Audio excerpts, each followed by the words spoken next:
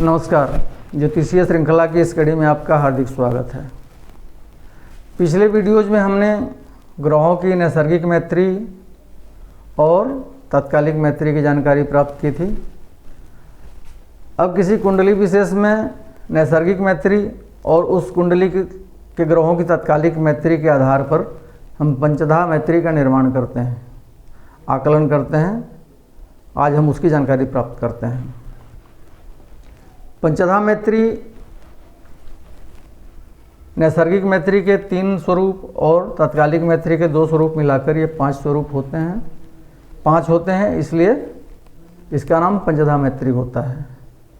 और दूसरी तरह से हम समझें इसको कि ये नैसर्गिक मैत्री और तात्कालिक मैत्री के ग्रहों का आकलन कर जो रिजल्ट प्राप्त होता है हमें, वो 5 प्रकार का होता है। अधिमित्र का, मित्र का, सम का, शत्रु का और अधिशत्रु का। इसलिए हम इसको पंचधा मैत्री कहते हैं। अब यह नैसर्गिक मैत्री और तात्कालिक मैत्री के आधार पर हम इस जन्मांक चक्र जो उदाहरण स्वरूप हम पिछली बार लिए थे, इसी का पंचधा मैत्री का निर्माण हम करते हैं। इसमें प्लेस्ट जो ग्रह हैं उनका सर्वप्रथम हम सूर्य की बात करते हैं। सूर्य का चंद्रमा जो है नैसर्गिक मित्र है और तात्कालिक शत्रु है, इसलिए चंद्रमा के साथ सम की स्थिति है। मंगल नैसर्गिक मित्र है और तात्कालिक भी मित्र है, इसलिए अधिमित्र होता है। बुध नैसर्गिक में सम है और तात्कालिक में मित्र है, इसलिए मित्र होगा। गुरु नैसर्गिक मित्र होगा और तात्कालिक भी मित्र है, इसलिए अधिमित्र की श्रेणी में रहेगा। शुक्र नैसर्गिक शत्रु है और तात्कालिक भी शत्रु है, इसलिए अधिशत्रु रहेगा। और शनि भी नैसर्गिक शत्रु है और तात्कालिक में भी शत्रु है, इसलिए अधिशत्रु की श्रेणी में रहेगा। सूर्य का पंचधा मैत्री में शत्रु कोई नहीं है। और चंद्रमा का सूर्य जो है नैसर्गिक मित्र है और तात्कालिक शत्रु है, इसलिए सम की स्थिति में रहेगा। मंगल नैसर्गिक स्थिति में नैसर्गिक मैत्री में सम है और तात्कालिक शत्रु है, इसलिए शत्रु होगा मंगल।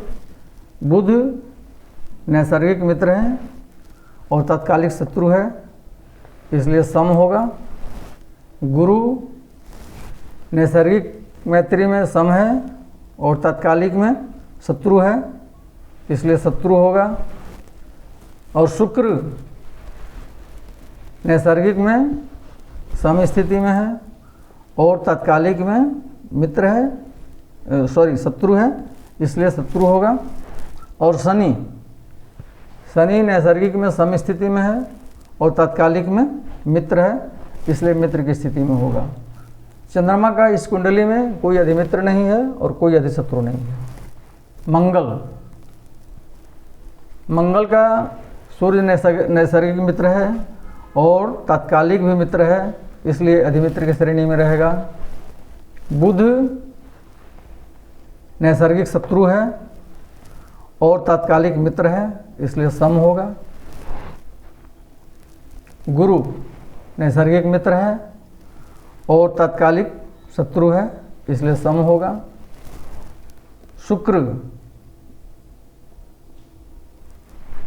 शुक्र नैसर्गिक में सम की स्थिति में है और तात्कालिक में मित्र है, इसलिए मित्र होगा। और शनि नैसर्गिक में सम स्थिति में है और तात्कालिक में शत्रु की स्थिति में है, इसलिए शत्रु की श्रेणी में आएगा। मंगल का पंचधा मैत्री में अधिशत्रु कोई नहीं है। बुध का सूर्य नैसर्गिक मित्र है और तात्कालिक भी मित्र है, इसलिए अधिमित्र की श्रेणी में रहेगा। चंद्रमा नैसर्गिक शत्रु है और तात्कालिक भी शत्रु है, इसलिए अधिशत्रु की श्रेणी में चंद्रमा रहेगा। मंगल नैसर्गिक में सम की स्थिति में है और तात्कालिक में मित्र है, इसलिए यह मित्र की स्थिति में रहेगा। गुरु नैसर्गिक में सम की स्थिति में है और तात्कालिक में मित्र की स्थिति में है, इसलिए मित्र होगा। शुक्र, शुक्र नैसर्गिक में मित्र है और तात्कालिक में भी मित्र है, इसलिए वो अधिमित्र की श्रेणी में रहेगा। और शनि जो है नैसर्गिक में सम की स्थिति में है और तात्कालिक में शत्रु की श्रेणी में है, इसलिए वो इसमें शत्रु की श्रेणी में रहेगा। पंचधा मैत्री में बुध ग्रह का कोई भी सम स्थिति में कोई ग्रह नहीं है। अब गुरु की बात करते हैं। गुरु में सूर्य जो है सो नैसर्गिक मित्र है और तात्कालिक भी मित्र है, इसलिए अधिमित्र की श्रेणी में होगा। चंद्रमा नैसर्गिक मित्र है, तात्कालिक शत्रु है, इसलिए सम की स्थिति में होगा। मंगल नैसर्गिक मित्र है, तात्कालिक शत्रु है, इसलिए सम की स्थिति में होगा। बुध नैसर्गिक शत्रु है, तात्कालिक मित्र है, इसलिए सम की स्थिति में होगा। शुक्र नैसर्गिक शत्रु है और तात्कालिक मित्र है, इसलिए सम की स्थिति में होगा। और शनि नैसर्गिक में सम की स्थिति में है और तात्कालिक में शत्रु है, इसलिए शत्रु की श्रेणी में रहेगा। गुरु का इस पंचधा मैत्री चक्र में कोई मित्र नहीं है, कोई अधिशत्रु नहीं है। अब शुक्र को लेते हैं। शुक्र का सूर्य जो है नैसर्गिक शत्रु है और तात्कालिक भी शत्रु है, इसलिए अधिशत्रु की श्रेणी में सूर्य रहेगा। चंद्रमा भी शत्रु है, नैसर्गिक और तात्कालिक भी शत्रु है, इसलिए चंद्रमा भी अधिशत्रु की श्रेणी में रहेगा। मंगल सम की स्थिति में है नैसर्गिक में और तात्कालिक में मित्र है, इसलिए मित्र की श्रेणी में होगा।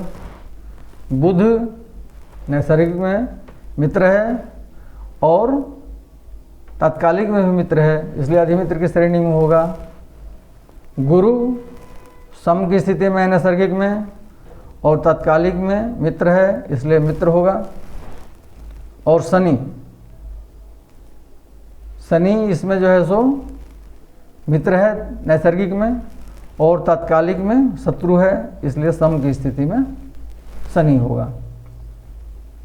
इस पंचधा मैत्री चक्र में शुक्र का कोई शत्रु ग्रह नहीं है। अब शनि की बात करते हैं। शनि का सूर्य नैसर्गिक शत्रु है और तात्कालिक भी शत्रु है, इसलिए अधिशत्रु की श्रेणी में रहेगा। चंद्रमा नैसर्गिक शत्रु है, तात्कालिक मित्र है, इसलिए वो सम की श्रेणी में रहेगा। मंगल नैसर्गिक शत्रु है, तात्कालिक भी शत्रु है, इसलिए अधिशत्रु की श्रेणी में रहेगा। बुध नैसर्गिक मित्र है, तात्कालिक शत्रु है, इसलिए सम की स्थिति में होगा। गुरु नैसर्गिक में सम की स्थिति में है, तात्कालिक में शत्रु है, इसलिए वो शत्रु की स्थिति में रहेगा यहाँ पे गुरु। और शुक्र नैसर्गिक मित्र है, तात्कालिक शत्रु है, इसलिए सम की स्थिति में रहेगा। तो ये पंचधा मैत्री इस कुंडली का पंचधा मैत्री चक्र तैयार हो गया। इसके आधार पर उस कुंडली का विश्लेषण किया जाएगा, कब कौन सा ग्रह किसका मित्र है, किसका अधिमित्र है, किसका शत्रु है, किसका अधिशत्रु है, या किसके साथ सम का भाव है। अगले वीडियो में हम जो है वर्ग कुंडलियों की चर्चा करेंगे। नमस्कार।